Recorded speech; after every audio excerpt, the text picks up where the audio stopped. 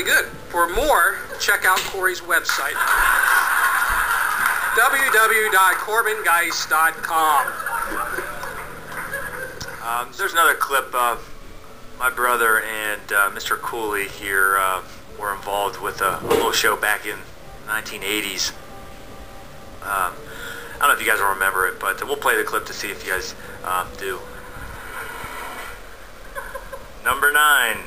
Even with costume off, his body began to take the shape of steamer.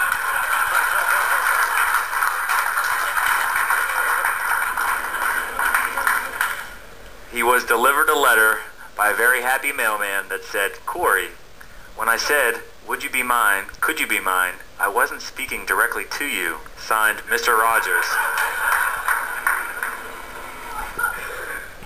People were starting to wonder, single, middle-aged, artsy-fartsy? Good evening, Cory.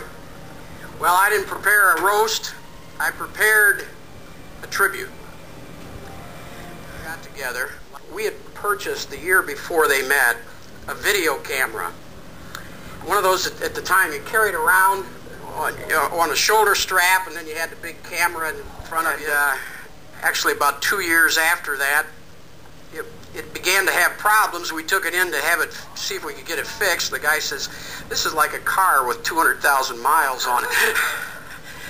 They had worn it out, literally worn it out, putting shows on. That size. But I kept looking at this picture and I'm thinking, there's something familiar about this. I couldn't figure it out. It's the jacket. That's my jacket. And I still want it back. And to toast, or should I say roast, my son. But especially may I say thank you for coming tonight to razz, to poke fun at, to laugh at, but more importantly, to bury, to lay to rest, the Bachelor King of Queens, Corben Geis. Speaking, everybody's telling Mr. Rogers this and Mr. Rogers that, and I was in Pittsburgh with him one time and met him, and you certainly knew that you were in the presence of greatness, somebody that literally changed the world. And on Cory's birthday each year, Fred Rogers would call him up and do messages in the various voices, Lady Elaine and XDL, etc., etc. Well, one morning, I think it was Saturday, that your birthday came on, and you're telling this story to my brother on the air about Fred Rogers calling you and you telling him to call back. He tells Mr. Rogers to call back on his birthday because he's loaded and he's hungover. And my brother on the air said, "You're going straight to hell for that." I just had to mention. I always remember to tell each other, yes, it's all Cory's fault. Studies to find out that he did indeed have some questionable intellect. As a matter of fact, many of his former teachers, I think, described him this way on his permanent record cards.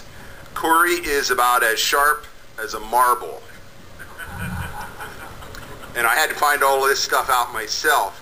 As a matter of fact, I think it was the summer between 5th and 6th grade, Cory came back to school really, really proud in the fall. And, I'm asking everybody, well, what did you do all summer? Cory bragged, I put together a 100-piece puzzle. And it only took me June, July, and August. Well, I scratched my head, as most of you would. Cory said, oh, yeah, well, the box said 5 to 7 years.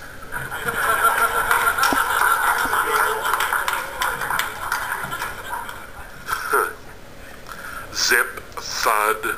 Well, he was in 5th grade. I didn't know quite how he made it that far. Don't clap your hands. I had you too. Tom, you came to pick up Cory and we had a really good time. So Cory asked my dad, he's like, oh man, can I stay? And I was like, oh yeah, man, I want to hang out with Cory. And my dad's like, get him the hell out of here. So I'm here. All right, you're in a room full of Well, Geis bashing Cory's balls, so go ahead. Hey, everybody. Hey, boy.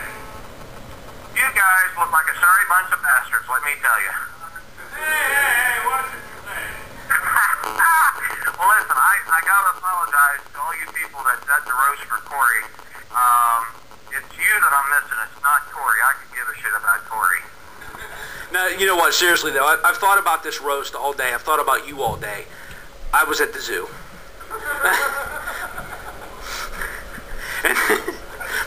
but seriously, hats off to you, Jen, and good luck. I wish them both happiness in the world because that's what he brought to this old lone wolf. Good luck, my best friend, and may God bless you.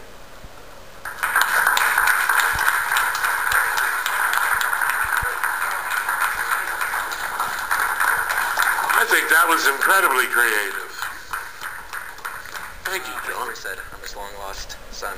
So, there we go. We got that out in the open. Good evening. We're here to toast this overgrown 5-year-old. Cory Geishauser. Yes. Yeah. Yeah, you heard the applause. I'd be worried. First of all, what's with the chair? It'd be more suitable for a bar stool because that's where we'd recognize you more. Okay, first I should tell you, I met Cory through his art fun shops, as he liked to call them. I call them community service. He taught me the art of cartooning characters that I am able to do today. It was during one of those art lessons. I am glad to see Cory getting married, though, because I heard that immigration was going to try to deport him back to Neverland with Michael Jackson. So he had to get married for that green card. But in addition to the fact that I have known you for a number of years, I do have to kind of let the cat out of the bag for one thing. Honestly, I've always liked Bret better. And truthfully, so is everybody else. Also, it's nice to have a friend who's also a cartoonist. The best thing about having Cory as a friend as a cartoonist is that he can explain his cartoons to me, because I have no idea what the hell is any of them. He's a big history fan, and I'm not, so I never get anything that's ever going on with it. But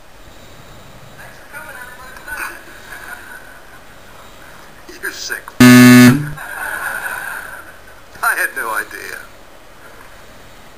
I was glad when it got to the point where you fucked the girl.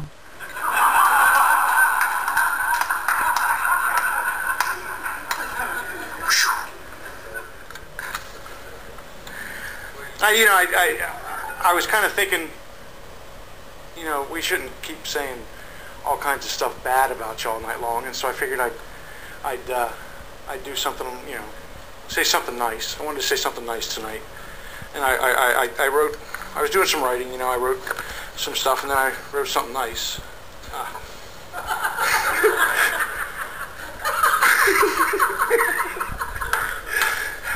Bret's a nice guy. Okay, the hell with that now. 11:30 at night, I'm sound asleep in bed there, and my wife wakes me up and she says, there's somebody knocking at the door. I go down and here's Cory there. He felt so bad about shooting me that night, he had a whole handful of t-shirts for me. Get your attention real quick. In typical Cory Geishauser fashion, he arrives when the food comes. So he's going to come through that door right there. You want to give him a giant boo or screw you or applause. Maybe he'll come in and eat some food. So When was this going to get rated R? Well, to quote one of my favorite movies, John Eat Dangerously, you miserable corksuckers. I can't believe Tyler Shea didn't come up. So, what do I call you but...